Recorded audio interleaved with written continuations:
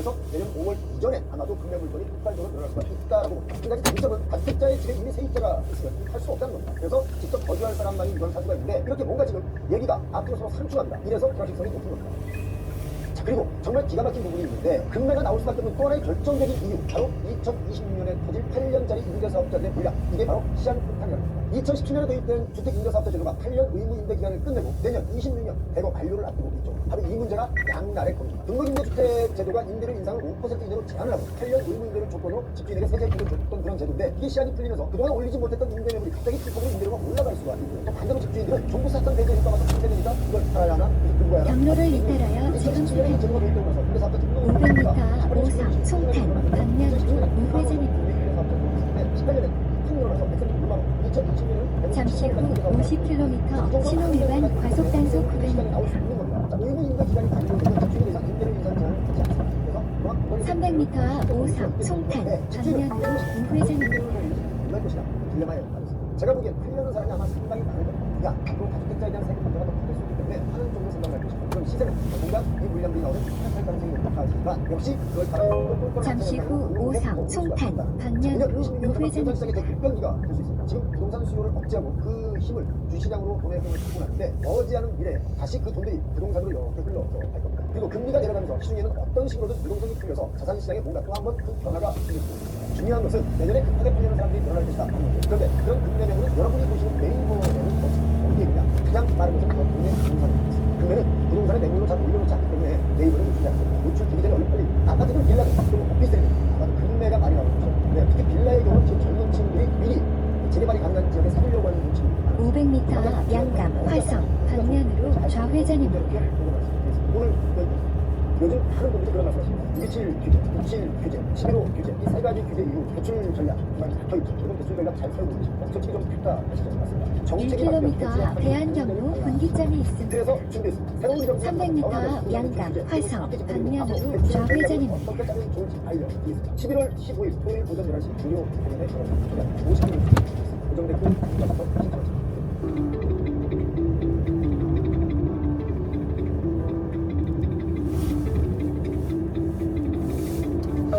잠시 후 양감 화성 방면으로 좌회전입니다.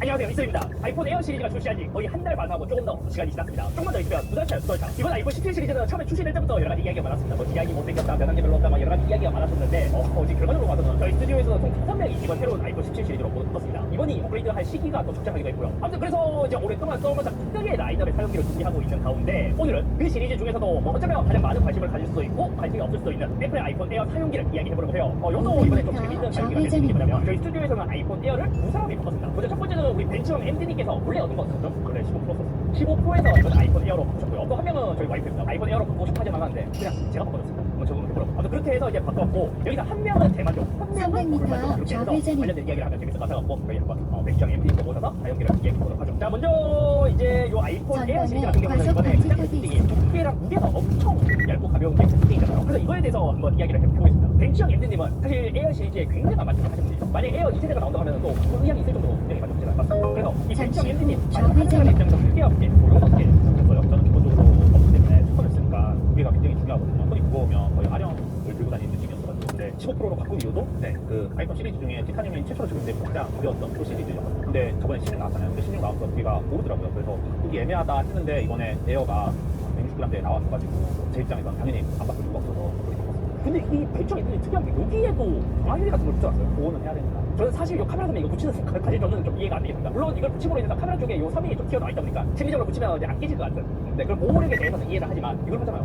에어의 장점이 무게인데 무게를 더 더한 거잖아요. 저는 오히려 이거를 씌우니까 더 못생겼어요. 왜냐면 좀 안 쉬운 거예요. 안 쉬운 게 훨씬 예쁘거든요. 컬러도 그렇고 시 안 나는 거죠. 많이 나와요. 지금 그러면은 에어를 쓰면서 두께랑 무게가 아직까지도 만족스러워요. 만족스럽긴 한데 사실 무게 배분은 조금 만족스럽지 않아요. 이 에어가 무게 배분 좀 아래로 쏠려 있는 느낌인데 가벼움을 좀 못 살리는 것 같더라고요. 왜냐면 제가 이번에 회사에 있는 엣지를 써보니까 걔는 이제 완전히 무게 배분이 팽팽하게 펴져 있거든요. 그래서 훨씬 더 가벼운 느낌이 받죠. 저는 이제 S25 엣지를 몇 달간 써본 사람이잖아요. 그 사람의 입장에서 가볍기는 얘가 가벼운데 아래쪽으로 처지는 느낌은 분명히 있어요. 그래서 무게 배분은 저도 엣지가 더 좋다는 건 공감합니다. 그걸 또 쓰면서 또 느꼈던 점이 있으실까요? 별로였던 점은 사실 이광을 좋아하는 타입이 아닌데 지문 같은 거 좀 많이 보게 좀 그렇긴 하더라고요. 근데 어쨌거나 티타늄 프레임이고 전 알루미늄 소재 별로 안 좋아하고 스테인리스 강 소재 별로 안 좋아하고 네네. 그리고 이거 영상 힘 테스트하는 거 계시잖아요. 네네. 그분 테스트하는 거 보니까 이거 튀지도 않더라고요. 그래가지고 아, 그렇다. 저희 와이프 입장에서는 얘를 한 달 반 정도 쓰면서 너무 가볍고 얇다고 합니다. 그게 엄청 크게 체감된다고 했어요. 그 전분 어떤 거 전번은 아이폰 16 썼어요. 일반 쓸 때, 일반에서 이제 에어로 넘어왔을 때 얇고 가벼운 게 엄청 체감되고 이제 배터리 얇아진 것도 더 체감된다고 해요. 또 어떻게 보면 이게 너무 가볍다 보니까 약간 무겁다 안 되는 느낌도 난다더라고요. 그게 너무 가벼운 거 같아요. 그게 좋은 거죠. 그래서 오히려 또 이게 일반인의 입장에서 봤을 때 너무 얇고 가벼우니까 500m, 약간 불안한 페이스가 필수 있는 30km 느낌이라고. 신호 위반 그런 과속 불안한 단속 느낌이라고. 결국에 구간. 이제 저희 MD님도 이제 이 불안한 느낌이랑 이 일체감 때문에 요거 대표님이가 뭐 이런 거 붙여 쓰시잖아요. 근데 또 이제 저희 와이프 입장에서는 또 케이스를 씌우잖아요. 그러면 또 무거워지고 두꺼워져서 에어의 장점이 좀 사라진다더라고요. 매력이 조금 강하긴 하죠. 그래서 오히려 와이프는 차라리 에어를 쓸 거면 애플케어 플러스를 들고 샘플으로 쓰는 게 더 만족감 좋지 않을까 그런 의견을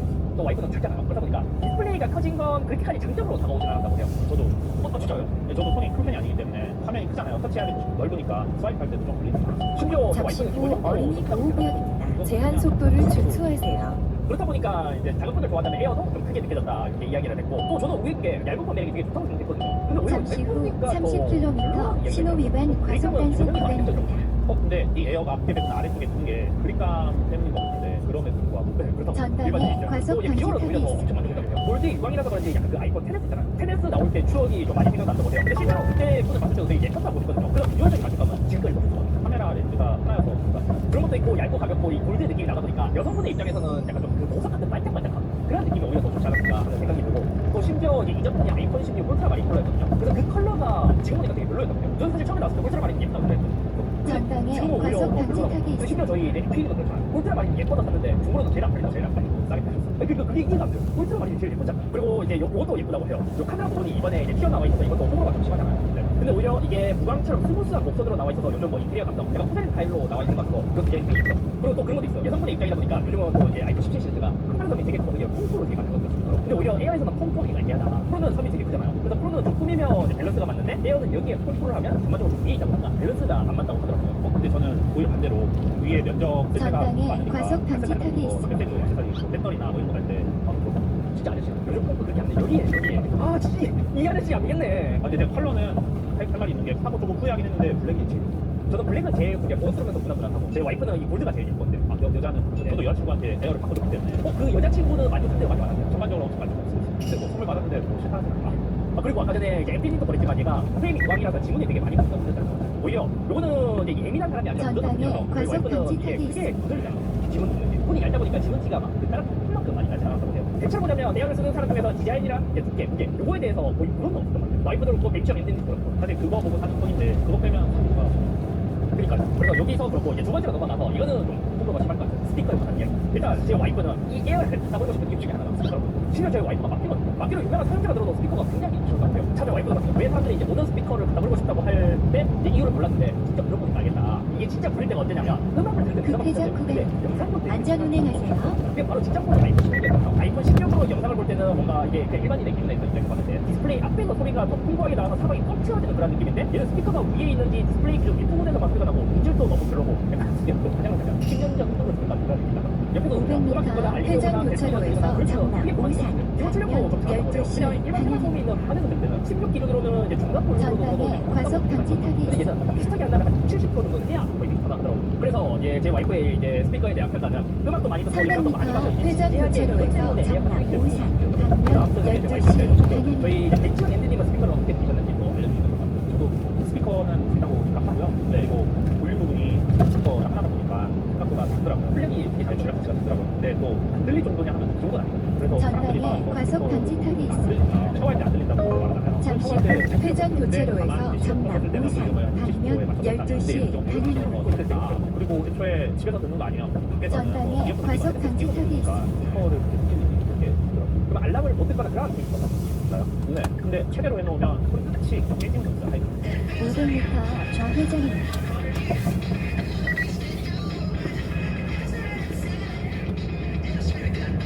이거 안 되는 그리고 밤에 집에 조용히 뭐 보통 밤이나 이럴 때 들을 텐데 볼륨 맥스로 들릴 리도 없고 보통 한 3, 4 정도는 충분하더라고요. 서로 모자랄 것 같아요.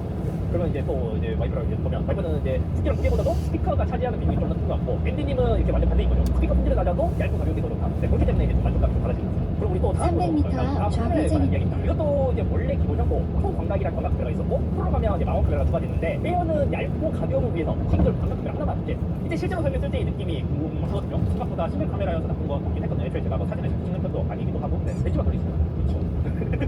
근데 초반각 접사가 안 되는 건 많이 전방에 하더라고요. 과속 방지턱이 있습니다. 제품 사진을 보낼 일이 많은데 촉대일 게 많았거든요. 15분 때는 이제 접사가 되니까 잘 보냈었는데 잠시 후 좌회전입니다.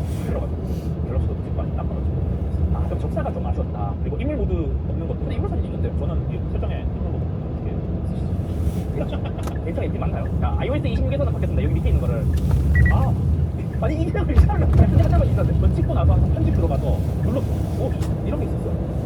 이런 건 점수가 안 나와가지고 다음 안내까지 직진. 점수가 나와. 500m, 70km 박스형 단속 구간입니다. 아까 전에 에어를 500m, 70km 과속 단속 근데 이게 구간입니다. 통적으로 제가 보니까 사진을 잘 찍으시는 분들은 크게 불만이 없거든요. 근데 카메라에 대해서 잘 모르고 그냥 내가 대충 찍어도 잘 나오는 걸 좋아하는 분들은 제 와이프도 그렇고 백정 엔진도 동일한 그래서 제 와이프가 어떻게 이야기했냐면 카메라 화질 때문에 불만이 알려고 있어요. 벤치형 엔진님이랑 동일하게 접사가 안 되는 게 크니까. 근데 사실 저도 접사를 거의 안 써요. 잠시 후 그래서 70km 이제 카메라를 박스형 단속 구간입니다. 많이 좋아하고 그렇기 때문에 아이폰 잠시 후 10 시리즈에서 70km 과속 단속 카메라를 구간입니다. 조정하시는 분들은 이게 카메라를 잘 쓰시는 분들은 마운트 카메라를 좋아하기 때문에 접사를 잘 안 써서 일반인의 입장이 정말 이해가 안 되거든요. 그래서 제 와이프도 처음에 접사를 되게 너무 불편하다. 초광각 카메라 어떻게 너무 불편하다 했는데 저는 조금 이해가 안 되거든요. 근데 애기가 너무나 되게 공감이 싫어요. 왜냐면 제 와이프도 이제 애기 안고 있으면 바로 앞에 붙여주거든요. 바로 앞에서 이렇게 안 찍히니까 너무 저도 그냥 좀 이렇게 뒤로해서 마운트를 되게 특이하신 것 같아요. 그게 너무 좋아요. 궁금하지 않나요?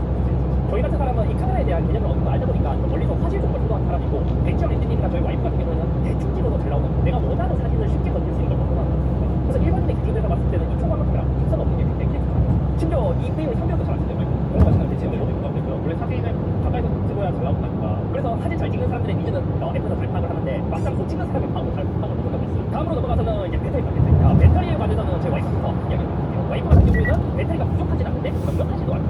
이게 다르죠.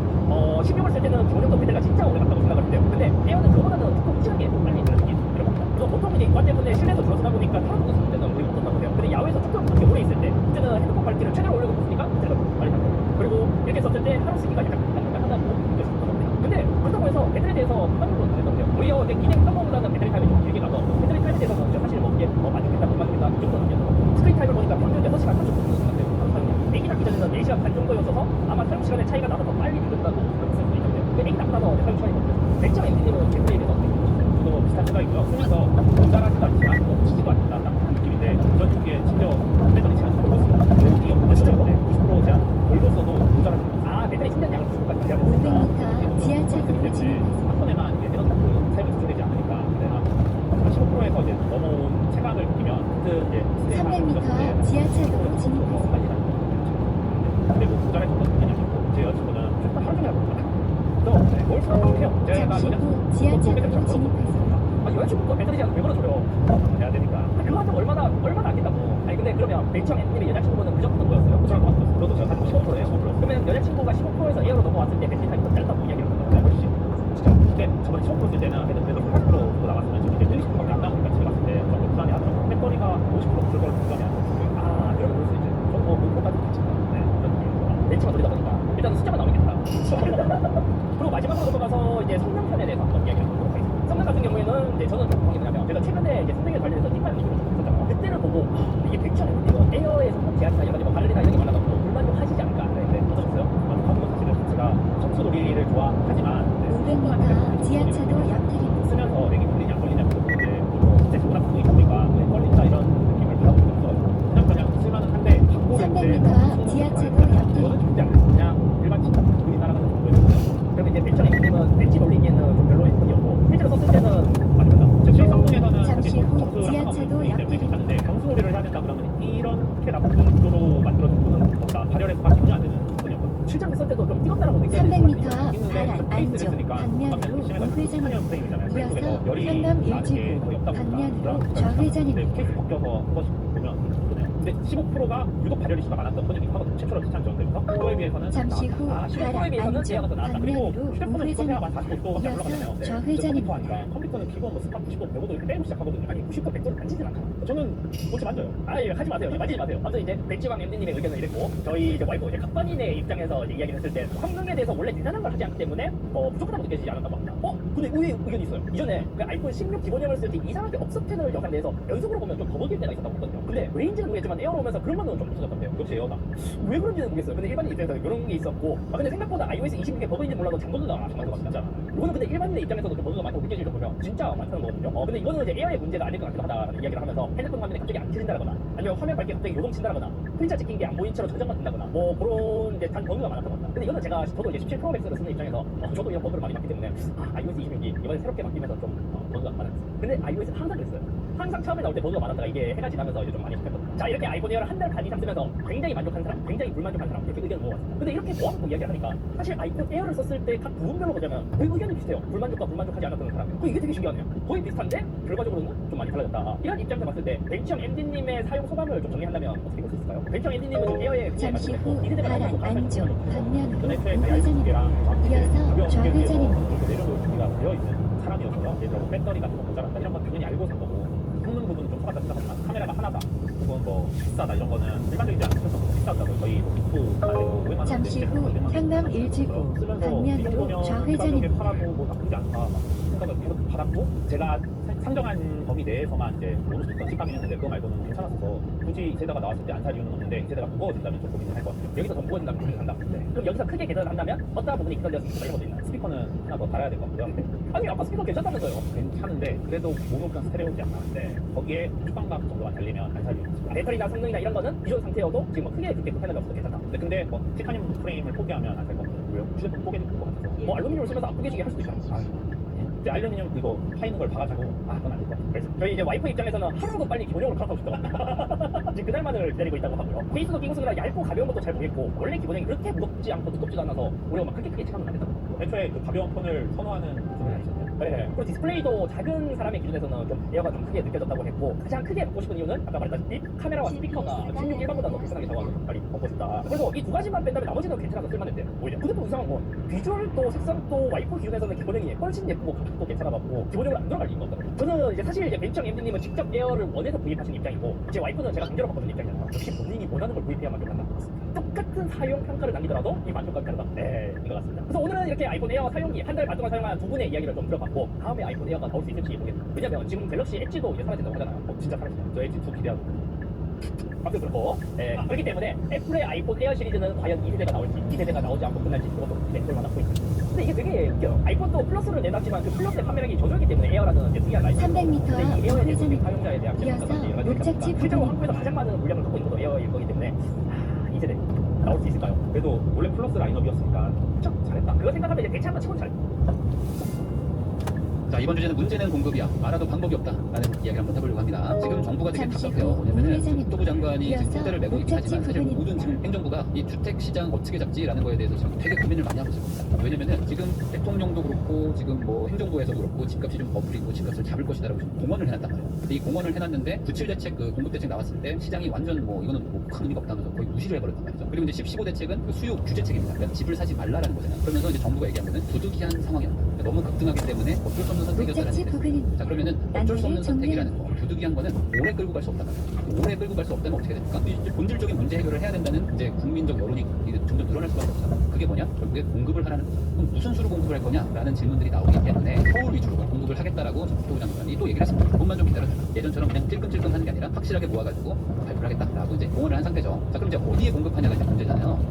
2022년부터 지금 전국적으로 인허가도 그렇고 착공도 그렇고 준공도 그렇고 평면 수준을 이제 하회하기 시작합니다. 그러니까 인허가는 말 그대로 서류상 허가를 해준 것이고 착공은 공사를 시작한 거고 인허가를 해야 착공을 하고 착공을 해야 준공을 하는 거잖아요. 근데 인허가, 착공, 준공 다 급감하기 시작합니다. 자, 근데 여기서 재밌는 부분을 보면은 그나마 비수도권은 그래도 좀 덜 줄었습니다. 근데 전국적으로는 확 줄었잖아요. 그 말은 뭐다? 수도권이 급감하기 시작하고 수도권에서도 서울이 훨씬 더 많이 급감을 하기 시작합니다. 자, 그런데 지금 집값이 문제가 되고 공급이 부족하다는 데가 어디예요? 서울 그리고 수도권 아닙니까? 그럼 지금 공급 문제가 훨씬 심각한 거죠. 자, 그러면 도대체 이게 어떻게 해결을 할 수 있느냐? 여기서부터 이제 이견이 있고 막 지금 설왕설래를 하는데 사실 이 공급량은요 공공이 공급할 수 있는 게 있고 민간이 공급할 수가 있는 게 있는데 민간은 빈 땅, 논이나 밭에다가 공급을 하든지 아니면은 기존에 있는 집을 부시고 조금 더 높게 크게 지으면서 개수를 늘리는 방법이 있습니다. 그게 이제 재개발 재건축 아니겠습니까? 근데 우리나라는 이미 도시화율이 엄청나게 높아요. 인구의 거의 90% 넘는 사람들이 도시에 살고요. 그리고 이미 다 모여 살 만큼 살고 있어요. 그러니 여기서 이제 밖에다가 논밭에다가 집을 지어도 선호도가 그렇게 높지 않습니다. 이미 다 모여 살고 있는데 나가서 살려면 누가 좋아합니까? 자, 그러면 결국에 모여 사는 동네 안에서 있는 집을 부시고 더 이제 높고